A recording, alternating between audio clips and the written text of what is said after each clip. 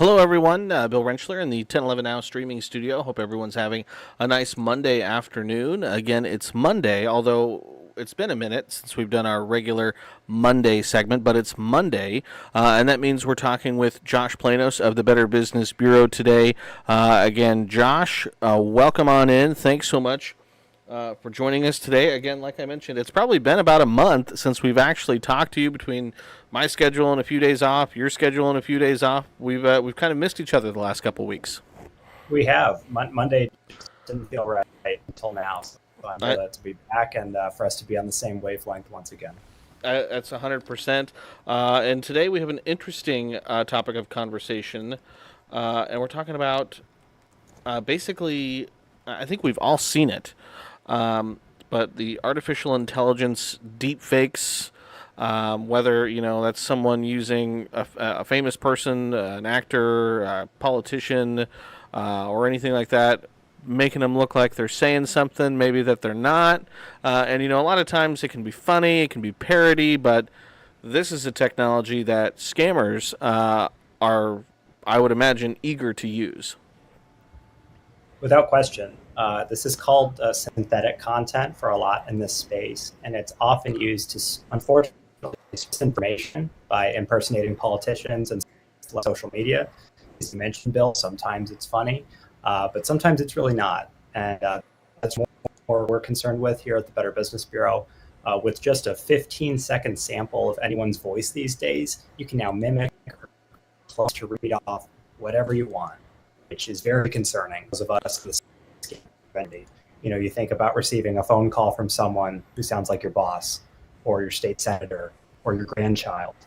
That type of technology, unfortunately, is being used to target consumers and businesses right here in Nebraska. So something to be on the lookout for, because it's really probably not going to go away anytime soon. No, I imagine it's only going to continue to get worse. I just updated my iPhone to the iOS 17, and they have a function in there now where basically you can generate your own AI voice. Where you go in and you do 120 phrases or something like that, and now all of a sudden there's an AI that sounds like you. Yeah, something I'm not signing up for, right? I know that again, it's funny when it's a parlor trick and it's something where you can just say, "Hey, doesn't this kind of sound like me?" Of course, you would never want that technology to be in the hands of someone who would do wrong by you or not, have integrity as a guide or really, truly anyone outside of your immediate friends and family. So unfortunately, we see more and more of this being used casually, which of course will increase the adoption of said technologies.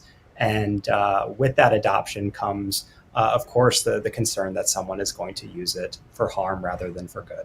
All right, and so the Better Business Bureau, again, as always, is on top of it. You guys already have a website that I have pulled up right here with an article, talking about this issue. Again, you can find the link to this article in the YouTube description.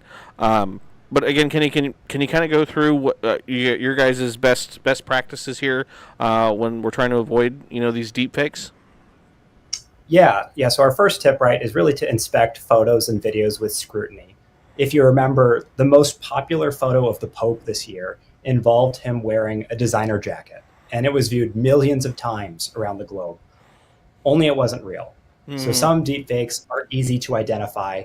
You see that corner that's smudged or an isolated area that seems suspect. But a lot of these photos and audio clips are very realistic. They pass the smell test. So it is important to tread carefully with online communication and really all communication these days in which you aren't in the same room as the person you're speaking with. Again, we wouldn't be having this conversation 10 years ago, but we're having it right now. And unfortunately, if you're not in the same room with that person, you really have no guarantee that that person is who you think they are on the other end of the line. Yeah, it used to be like you had to watch out for the one, you still do, the one letter that's changed in the URL. And now it's like you have to ask yourself, is this really a picture of my, my friend, my family member, my, whatever? Yeah. Yeah, trust. I talk a lot about scam prevention and awareness, and really what I try to avoid are the specific scams, because so many of the tactics are similar scam to scam. And really, a lot of the conversations that we have are about trust and what's worthy of your trust. So, our next tip is really to tread carefully with, well, all online communication, particularly the unsolicited kind, because at least 90% of the scam related activity that we monitor at the BBB originated with something unsolicited. So you receive that email that offers you a prize, or a text message that asks you to track a package, or that phone call from someone who wants to discuss your car's extended warranty. All of these out of character requests, or urgent requests, or requests in which you're immediately asked to provide personal and payment information, those are really to be avoided. So ultimately, what we want is for consumers to add a healthy dose of skepticism to their diet. And we always need to be careful what we post online.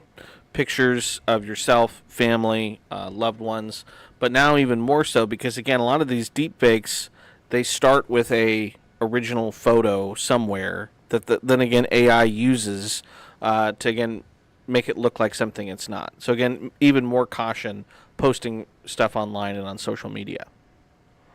Yeah, sadly, that possibility of impersonation is always going to be there when the information is, which doesn't mean that you shouldn't just post anything, or you shouldn't leverage your social media networks if you're interested in that. But make sure you at least consider the possibility that that information could be used by somebody else, and make sure your family knows, right? Not just about that reality, but that your family knows about deepfakes, because they're here, and they should be aware that that caution is really currency when posting online, and you want to make sure you have as much of that as possible, because unfortunately, there is always going to be someone who could weaponize your information for personal gain.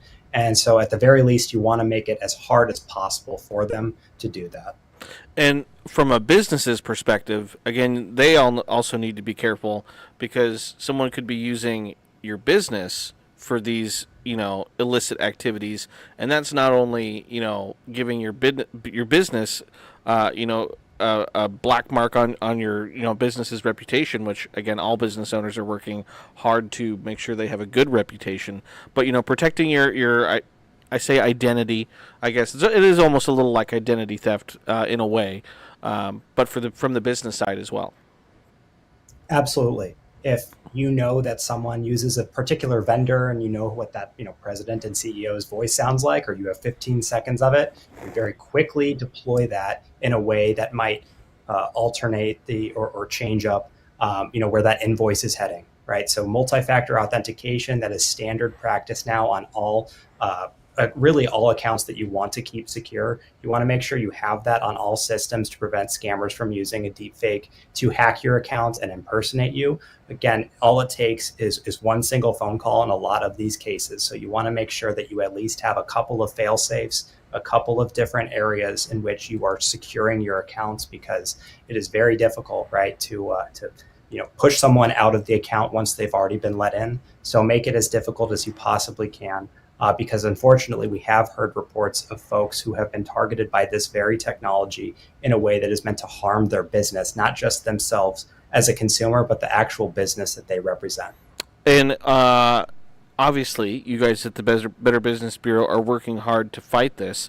And in fact, you guys have a nice little event coming up here, October 19th. So in what's that? Today's the 2nd.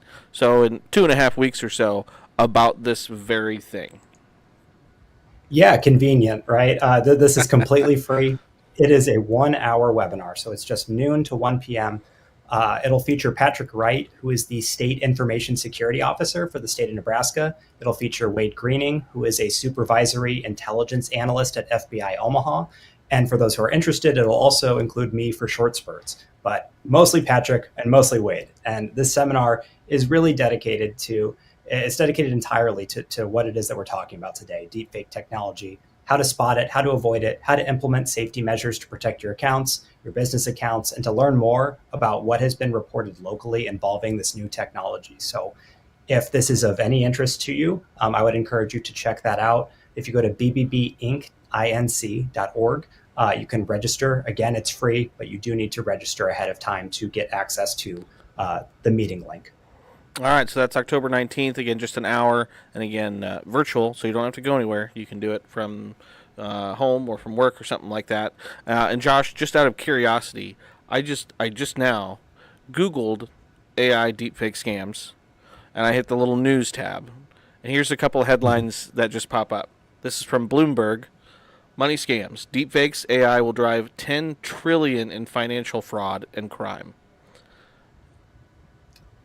And then the other I one mean, that I don't dispute it. That's again, it's very, very easy these days to get folks to trust you with this technology. And if you target the right person, the dollar signs will follow. And it's a really unfortunate situation that we're all trying to navigate in real time. and the next one here is actor Tom Hanks warns fans against trusting AI generated video promoting dental insurance as video begins circulating online. So, If they'll target Tom Hanks, they'll target anyone. That is my take on the matter. But certainly, I mean, celebrities have been used to prop up a lot of investment scams. Elon Musk is used constantly in this space, especially regarding cryptocurrency. So again, just because you see a celebrity and you trust that celebrity does not mean that that celebrity is actually endorsing that product. If this technology exists, there is always the possibility that that person who is very available online, whose voice is very available online, could be used in a way that is not legitimate. and then the last one I'll bring up is because I had remembered this story from earlier this spring, and it was a mother in Arizona, I believe. The scammers basically cloned her daughter's voice and had called and basically made it sound like her daughter had been kidnapped and wanted ransom money, and so, which is just horrible to even think about. And so it's kind of amazing the depths of depravity some people will go to make a quick buck. Without question. I mean, education, we talk about this pretty regularly, Bill, but education is the single most important thing we can move the needle on. And unfortunately, we're never going to be able to completely eradicate scammers in this space until we have appropriate guardrails. And so the best thing we can do right now is to at least make folks aware that this is out there, that it has been reported, and that it's at least a reason for you to create a little bit more caution with your everyday communication or your willingness to believe the everyday communication you receive. 100%, and that's what we're trying to do here with our consumer safety spotlight. So, anything else, Josh, that you want to make sure gets thrown in before we let everyone go today?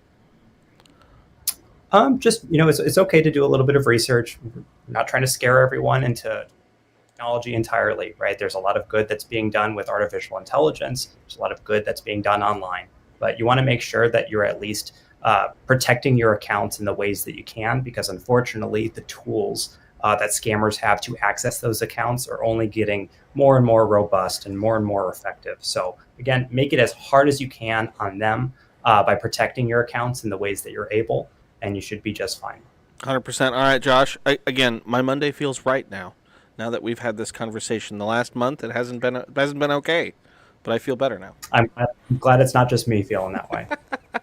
All right, Josh. Thanks so much. Again, Josh will be with us again next Monday for another edition of Consumer Safety Spotlight. So I appreciate everyone for tuning in and for watching. As always, keep it tuned to 1011, both on air and online, for all of the latest news, weather, and sports. Until next time.